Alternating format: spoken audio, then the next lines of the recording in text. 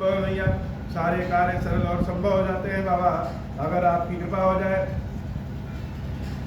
संजीवनी बूटी आने के बाद श्री लक्ष्मण जी महाराज जागृत हो गए, और जब लक्ष्मण जी चैतन्य हुए तो फिर रामचंद्र जी का मुख देखने लाए, चारों ओर आनंद ही आनंद का वातावरण। भैया लक्ष्मण के मूर्छित होने से ऐसा लगा एक बार कि समूची राम जी और राम जी की सेना ही मूर्छित हो गई, लेकिन श्री हनुमान जी महाराज के पराक्रम से, उनकी कृपा से, उनके मंगल से आज लक्ष्मण जी महाराज सबके बीच में फिर से उठ के बैठ गए। मंगल ध्वनियां होने लगी, और इधर रामचंद्र जी की सेना में तो खुशी की लहर, परंतु राक्षसों की सेना में रावण समेत सारे मंत्री आदि सब चिंतित हो गए। ऐसा लगा था कि एक बार जीत की दहलीज पे पहुंच गए और फिर से वापस आ गए। सारे राक्षस विचार विमर्श कर रहे हैं कि क्या करें। जब कोई उपाय नहीं समझ में आया तो रावण का एक ऐसा ब्रह्मास्त्र है जो ब्रह्मास्त्र कभी फेल नहीं होता। कौन? तो रावण का भाई कुंभकर्ण। कुंभकर्ण का शरीर ही ऐसा है कि अगर वह भोजन करना शुरू कर दे तो शायद समूची पृथ्वी का भक्षण कर ले, फिर भी पेट ना भरे। ब्रह्मा जी से आशीर्वाद के रूप में 6 महीने का निद्रासन उसने मांगा था कि 6 महीने तक वह सोता रहेगा और उसके बाद फिर जगेगा। तो उसके सोने की अवधि में रावण ने कहा कि सबको आज जगाया जाए, सब लोग मिल करके कुंभकर्ण को जगाया जाए। कुंभकर्ण अर्थात अहंकार की अतिशय सीमा। जब व्यक्ति, अहंकारी व्यक्ति, घमंडी व्यक्ति अपने अहंकार में इतना लिप्त हो जाए कि वह सब कुछ भूल जाना चाहता है। एन केन प्रकारेण उसको अपने अहंकार की पूर्ति चाहिए, और रावण को चाहिए कि किसी भी तरीके से राम रावण युद्ध में रावण विजय, और रावण की विजय कुंभकर्ण निश्चित कर सकता है। इसलिए सारे लोगों ने मिलकर के अनेक विधियों से कुंभकर्ण को जगाया। यह वृत्तांत दशानन सुनो, अति विषाद पुनि पुनि सिर धुनो। कुंभकर्ण जगा, और जगने के बाद वह कुंभकर्ण महाराज रावण से कह रहा है कि ऐसी क्या आवश्यकता पड़ गई जो मुझे जगना पड़ रहा है। अगर किसी को मध्य रात्रि में जगा दीजिए, इसका मतलब कि कुछ ना कुछ गड़बड़ है, कोई ना कोई इमरजेंसी है। और कुंभकर्ण को अभी सोए 2 महीने भी नहीं हुए और उसको जगा दिया गया। तो कुंभकर्ण ने पूछा, हे भैया रावण, ऐसी कौन सी अतिशय आवश्यकता पड़ गई कि आप लोग हमको जगा दिए। दशानंद रावण ने शेखी भगाते हुए, जैसे लोग अहंकार में अपनी चीजों को और बढ़ा चढ़ा करके कहते हैं, ऐसे शेखी बधाते हुए कुंभकर्ण से कहा, सारा वृत्तांत सुनाया कि किस प्रकार से हम राम और लक्ष्मण को चकमा दे करके, मारीच के माध्यम से माया रच करके सीता का हरण कर, और जब सीता का हरण कर लिए तो आगे की कहानी क्या हुई, किस प्रकार से सेतु बना करके राम अपने बांद्री सेना सहित लंका पे चढ़ाई करते आ गए।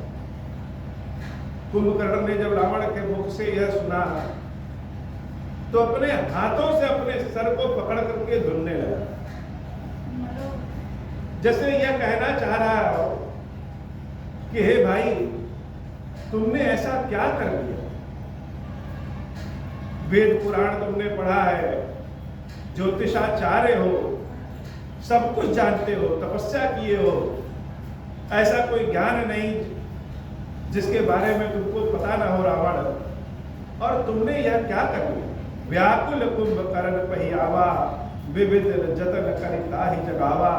जागा निश्चर देखिए कैसा, मानहु काल देह धरि वैसा। कुंभकर्ण बूझा कहूँ भाई, काहे तव रुक रहे सुखाई। कथा कही सब तही अभिमानी, जही प्रकार सीता हरियाणी, तात कपिल सब निश्चर मारे, महा महा जोधा संघारे, दुर्मुख सुररिप मनुज आहारी, भट अतिकाय अकंपन भारी, अपर महोदर आदिक वीरा, परे समर मही सब रन धीरा। हे भाई कुंभकर्ण, इस लंका में जितने बहादुर राक्षस थे, चाहे वह दुर्मुख हो, सुररिपु हो, मनुष्यों का भक्षण करने वाले हो, बहुत बड़े बड़े अतिकाय हो, अकंपन हो, अपर हो, महोदर हो, सारे के सारे राक्षसों को राम की बांधनी सेना ने युद्ध में मार डाला। यह लंका की दशा बड़ी दुर्दशा हो गई है। कुंभकर्ण ने जब सुना कि सीता का हरण कर लाए, तो कुंभकर्ण से रहा नहीं गया और रावण से उसने कह दिया, सुने दस कंधर बचन तब कुंभकर्ण बिलखान, जगदम्बा हरि आनी अब सठ चाहत कल्याण, मंगल भवन अमंगल हारी, उमा सहित जय जपत पुरारी। कि हे मूर्ख रावण, स्वयं जगदम्बा का तुमने हरण कर लिया और जगदम्बा का हरण करने के बाद यह सोच रहे हो कि लंका का कल्याण हो जाए। यह तो संभव नहीं। तुमने अच्छा काम नहीं किया। अभी तक तुमने देवताओं से युद्ध किया चला, ऋषियों को महर्षियों को तुमने परेशान किया, मनुष्यों का भक्षण किया, सब ठीक था। लेकिन क्या तुमको पता नहीं है कि सीता कौन है और राम कौन है? भल न कीन तय निश्चर नाहा, अब मोहि आई जगायहि कहा, अजहु तात त्याग अभिमाना, भजहु राम कोई नहीं कल्याणा। मेरा कहना मानो तो अभी भी कुछ नहीं बीता। अभी भी अपने अहंकार का त्याग कर दो और राम की शरण में चले जाओ, राम का भजन शुरू कर दो। हैं 10 शीस मनुज रघुनायक, जाके हनुमान से पाया। कुंभकर्ण ने रावण को समझाने का बहुत प्रयास किया और जिन चीजों को, जिन बातों को रावण अपने अहंकार के नाते नहीं देख पा रहा था, कुंभकर्ण सब कुछ समझ गया और रावण को वह भी दिखाने की कोशिश किया कि हे रावण, हैं 10 शीस मनुज रघुनायक, क्या तुम राम को मनुष्य समझ रहे हो? चलो मान लिया कि राम मनुष्य हैं, तो क्या तुम हनुमान को बंदर समझ रहे हो? और जो हनुमान सरीखा सेवक जिसके पास है, क्या वह मनुष्य हो सकता है? अह बंधु तय कीन कुटाई, प्रथम ही मोहिन सुनायो भाई।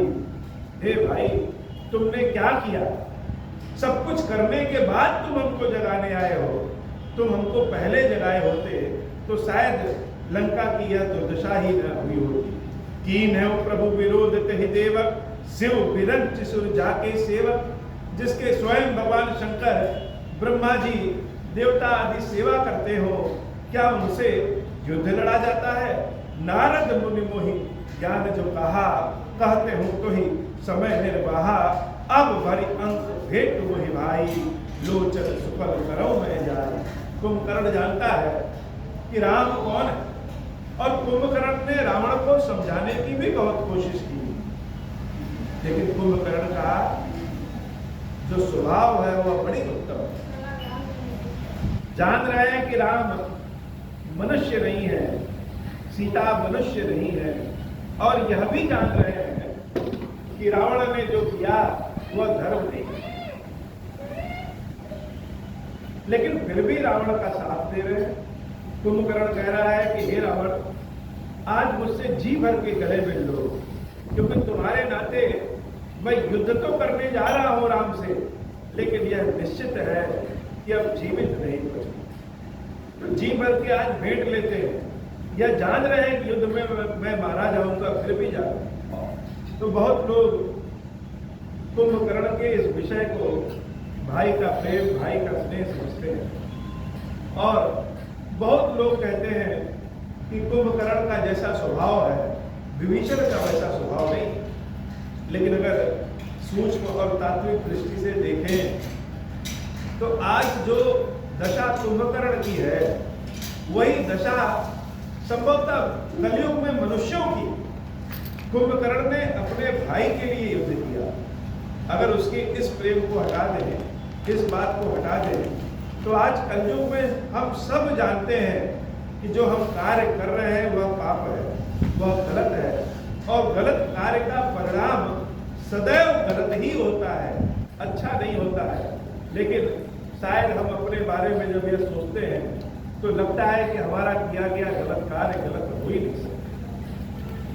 आज सारे मनुष्य, सारे लोग अपना मूल्यांकन स्वयं की दृष्टि से करते हैं, और स्वयं की दृष्टि से करें तो शायद कोई गलती नहीं। कुंभकर्ण जान रहा है कि यह पाप है, फिर भी जा रहा है युद्ध करने।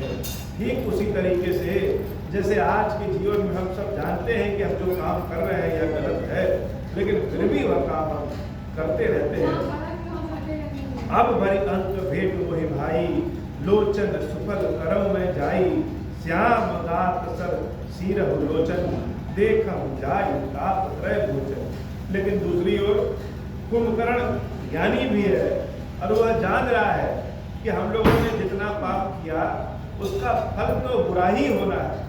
लेकिन अगर हमने कोई पुण्य किया है, उसी पुण्य के कारण अंत समय में भी राम के दर्शन होंगे। तो आज तक तो इस कुंभकर्ण ने सारा काम गलत ही किया, कम से कम इसी बहाने उस श्याम रंग वाले भगवान की निर्मल मूर्त राम जी के स्वरूप का दर्शन करके अपने इस जीवन को सफल बना ले। राम रूप गुण सुमिरत मगन भयउ छल एक, रावण मांगे कोटि घट मद अरु महिष अनेका, मंगल भवन अमंगल हारी, सहित जहि जपत पुरारी। जब राम जी के बारे में कुंभकर्ण सोचने लगा तो उसके हृदय में प्रेम उत्पन्न हो गया। भगवान की लीला बड़ी अपरंपार है।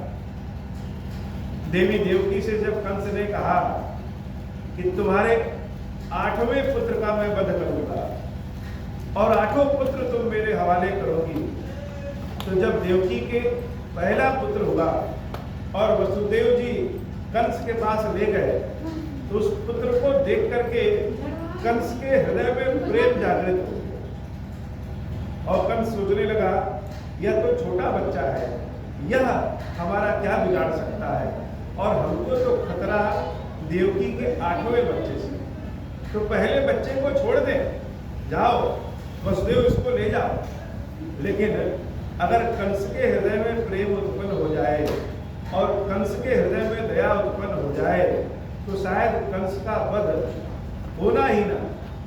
भगवान ने सोचा कि अगर पापियों के हृदय में प्रेम उत्पन्न हो गया तो मेरा जन्म किस लिए क्यों होगा।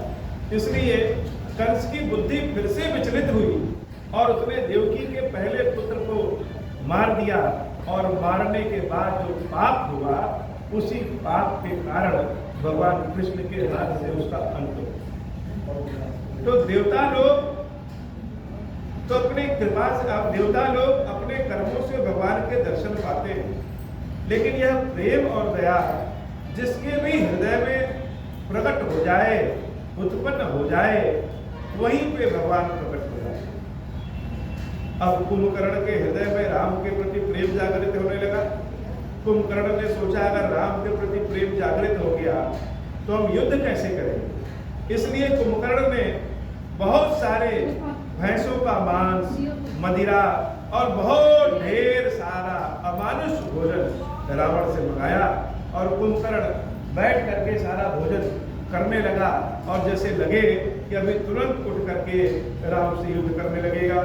महिष खाई करी मदिरा पाना, गरजा वज्रा घात समाना, कुंभकर्ण दुर्मदन रंगा, चला दुर्ग सेन न संगा, देख विभीषण आगे आयो, पर चरण नाम सुनायो, अनुज उठाई हृदय हिलायो, रघुपति भक्त जानि मन भायो, सात लात रावण मोहि मारा, कहत परम हित मंत्र विचारा, तही गलानी रघुपति पही आयो, देख दीन प्रभु कै मन भायो, सुन सुत भयो काल बस रावण, सूक्ष्मान अब परम सिखावन, धन्य धन्य तय धन्य विभीषण, भय तात निश्चर कुलभूषण बंद वंश ते कीन उजागर भजहु राम शोभा सुख सागर मंगल भवन अमंगल हारी वचन कर्म मन कपट तजी